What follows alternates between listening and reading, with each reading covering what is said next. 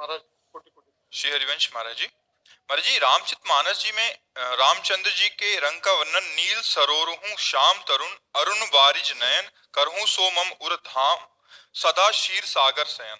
महाराज जी और कई जगह पर घन श्याम तथा नील वर्ण आया, इस तरह कृष्ण ठाकुर जी का रंग का वर्णन देखो ठाकुर जी के जो श्रीअंग का श्याम घन है वो प्रकृति में है ही नहीं, केवल उदाहरण मात्र दिया गया है।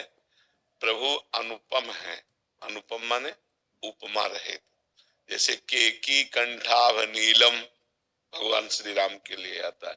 कैसे बोले केकी कंठाभ, केकी कहते मोर, मोर के कंठ में जो नीलिमा होती ना, बोले ऐसे। बोले कैसे, बोले घनश्याम घन मेघ जैसे, नव नीरद घनश्याम। नव नीरद नवीन मेघ एकदम प्रकट हुआ बरसने को जैसे, वो श्याम रंग।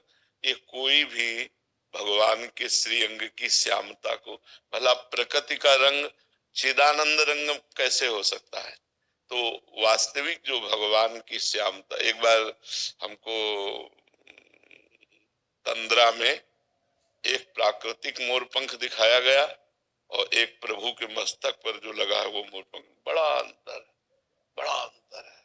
प्रभु के श्यामता जो है वो इंद्र नीलमणि श्याम मनोहर, कहीं इंद्र नीलमणि श्याम सुंदर, कहीं नवीन मेघ जलधर, कहीं केकी कंठाभ नीलम, ऐसे जो वर्णन आया है, मान लो नील कमल जैसा आया है।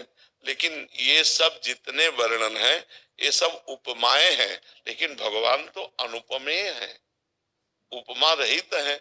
उनकी उपमा कैसे दी? हमने क्या मोर के कंठ को देख लिया तो भगवान की श्यामता को देख लिया क्या? नवीन मेघ को देख लिया तो भगवान की श्यामता, भगवान के श्रीअंग का एक भी कुछ भी वो सदा सदा के लिए अंतर्मुख कर देगा, बहिर्मुखता का नाश हो जाएगा, प्रेम में विकल हो जाएगा। तो ये सब जितने उदाहरण दिए गए हैं ये सब ऐसे दिए गए हैं जैसे चंद्रमा वृक्ष की डाल के ऊपर एक हाथ देखो, डाल से एक हाथ देखो दिखाई दे रहा है, तो क्या डाल के एक हाथ ऊपर चंद्रमा है? लाखों करोड़ों हाथ ऊपर है, लेकिन हमें दिखाई दे देता है कि नहीं दिखाई देता? हाँ हाँ दिखाई दिया। बोले देखो इस अमुक के ऊपर चंद्रमा दिखाई दे, हाँ हाँ दिखाई दिया। तो इसे कहते चंद्र शाखा न्याय। तो हम भगवान की उपमा देते कि लगभग लगभग ऐसे होंगे, हम भावना कर सके। बकाया सही जो रूप है भगवान का वो प्राकृतिक कोई उदाहरण ही नहीं बैठता, वो अनुपम है। वो जब श्यामता हमारे बसेगी तो गोपीजन क्या कह रहे हैं, जित देखूं तित श्याममयी है।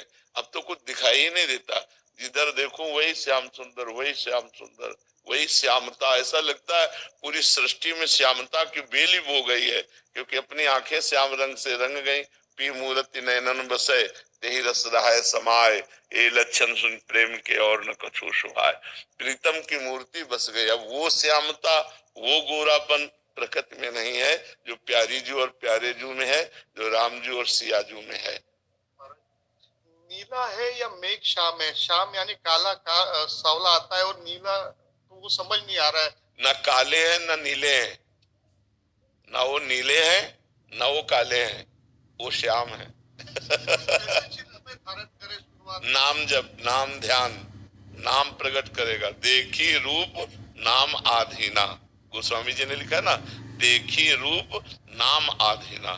जब आप राम राम राम राम रटोगे तो जहां राम नाम का ध्यान करते वहीं राम जी की श्यामता आने लगेगी। वो श्यामता प्रकृति में किसी से नहीं जोड़ी जा सकती। ना वो काले हैं ना वो नीले हैं, वो ऐसे हैं कि बड़े बड़े गोरे दीवाने हो जाते हैं।